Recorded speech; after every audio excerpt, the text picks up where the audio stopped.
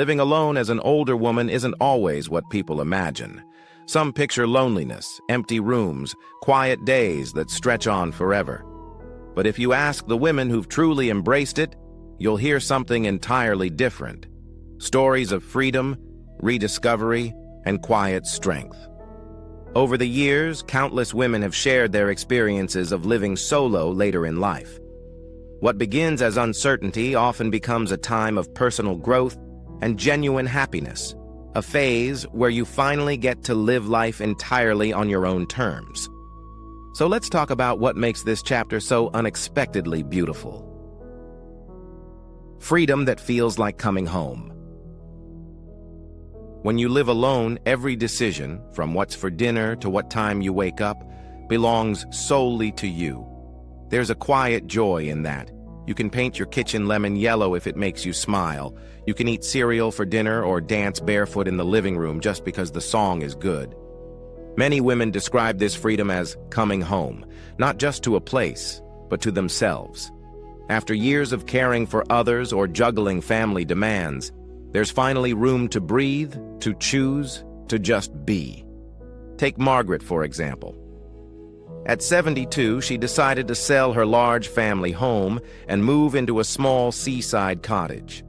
Her friends thought she'd get lonely, but she says it's the first time she's ever felt truly alive. She wakes to the sound of waves, writes in her journal, and spends her evenings painting sunsets from her porch. Freedom, it turns out, looks a lot like peace. Reconnecting with yourself. Living alone creates space, physical and emotional, for self-reflection. You start hearing your own voice again.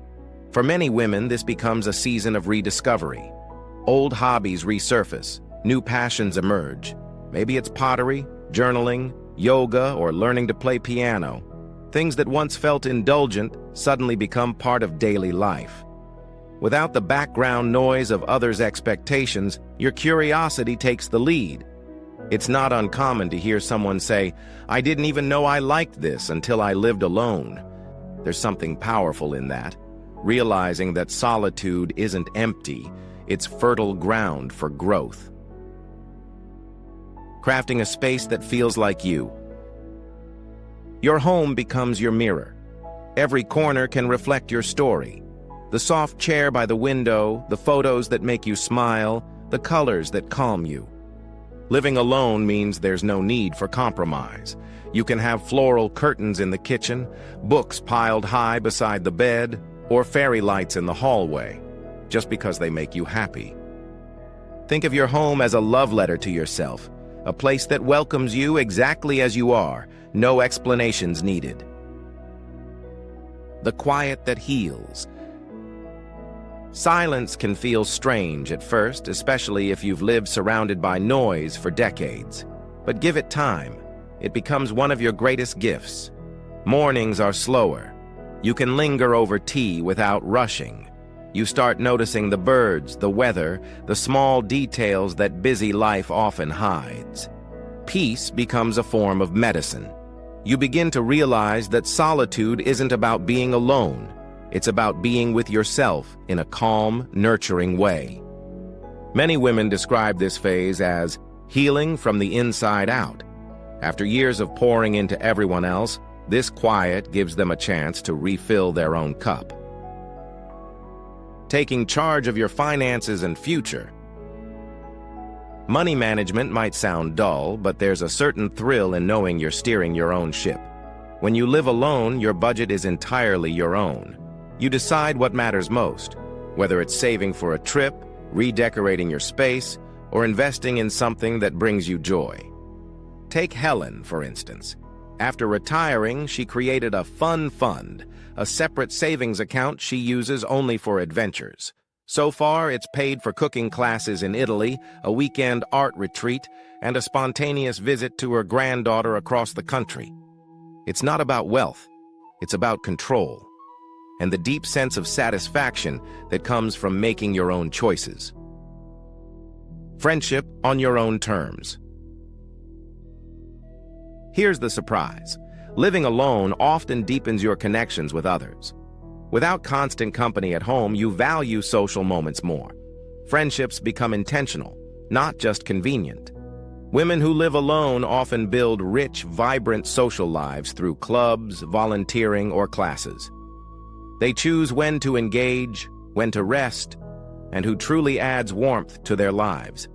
Some even say that living alone made them better friends, more present, more curious, and more appreciative of the people who matter most. Health becomes a personal priority. Without distractions, self-care stops feeling selfish and starts feeling essential. Whether it's long walks, nutritious meals, or a few minutes of meditation before bed, you learn what your body needs and actually listen to it. For example, Nora turned her spare room into a yoga space filled with plants and soft music. Every morning, she rolls out her mat and moves at her own pace. No schedules, no interruptions, just a quiet commitment to her well-being. It's small rituals like these that turn independence into vitality. The confidence of doing things yourself. There's a certain pride that comes from managing your own life, fixing a leaky tap, rearranging furniture, or mastering new technology. Each little victory whispers, "You've got this." Living alone teaches resilience. You learn that you're capable of more than you thought, and that confidence spills into every area of life. It's not about proving anything to anyone. It's about the quiet satisfaction of knowing you can rely on yourself. Living alone in your later years isn't the end of connection or comfort. It's the beginning of a new kind of freedom. It's where you rediscover your rhythm, shape your surroundings, and build a life that feels like your own masterpiece. So if you're standing at that crossroads, wondering if solitude will suit you, remember this. Being alone doesn't mean being lonely. It means being whole. Embrace the quiet, cherish the space, and let yourself bloom exactly where you are. Thank you for watching. If this message resonated with you, take a moment to share your thoughts below. Your story might just inspire someone else. And if you'd like more reflections like this, consider subscribing and joining our growing circle of wisdom.